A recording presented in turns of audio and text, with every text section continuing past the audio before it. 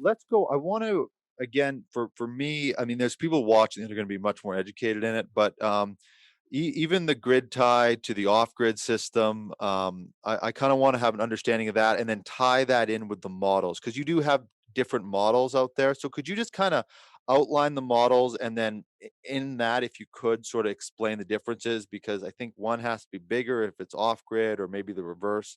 Can you just kind of unpack that a little bit for us? Right, so let's start with the grid tie as just a very simple system.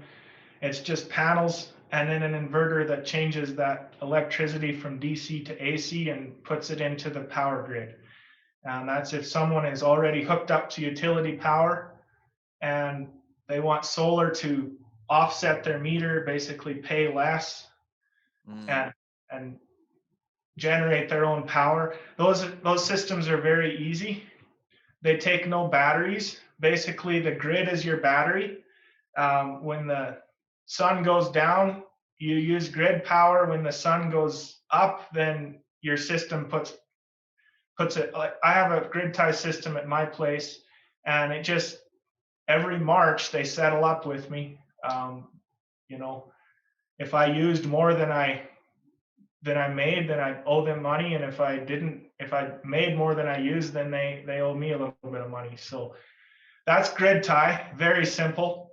Off grid is where you have no utility. There's no backup. You need to supply all the power yourself from your own solar system. And that's where we use lithium ion batteries in our systems to where, they're maintenance free and that's an off grid system. They're all packaged and that's your grid basically. If you need backup from there, then you need a backup generator, which we mm. put on underneath these things as well. Oh, okay. So it's put designed into the unit then. Yeah. Right. That's the difference between grid tie and off grid. The reason off grid is usually larger, they're more expensive because there's those batteries in there, but they're also larger because you're sizing it off of your worst month. Mm, A grid tie, you're sizing it off of your average month, and in most homes, there's a big difference there. So right. that's the difference between a grid tie is sized off your average month, and an off grid is sized off your worst case month.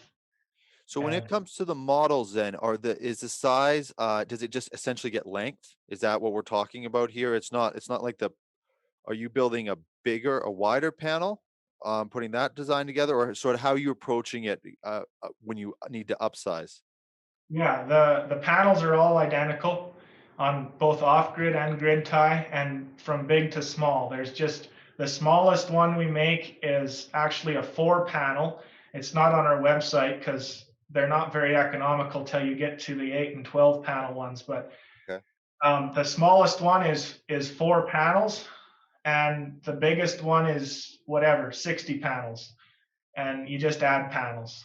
So You said about that for the off-grid, the lithium ions are efficient, but are you using the same type of panels for both the off-grid yeah, and the grid tie? yeah. Yeah.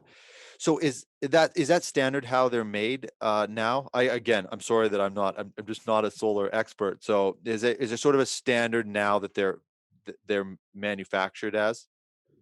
The panels, you mean? The panels themselves, yeah. There's standard sizes that they try to go with, but the wattages of these things are all over the map.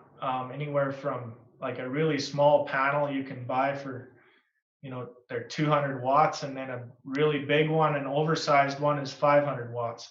We're using 445 watt ones, so they're pretty big.